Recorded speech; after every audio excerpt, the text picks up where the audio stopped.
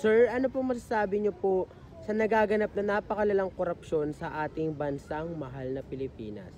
Abay, kung ako ang tatanungin mo, sir, hindi ako magtataka kung bakit ang dami at malalang korupsyon ngayon. Alam mo kung bakit?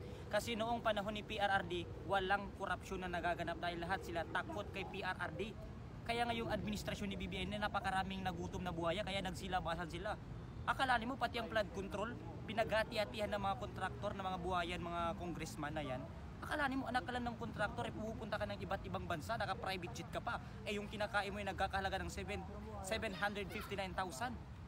Oo. Tapos yung anak ka lang ng congressman, anak ka lang ng kontraktor, pero pagkayaman-yaman mo, hindi ka na nahiya nag-flex ng mayaman mo, naggaling sa nakaw at kaba ng bayan.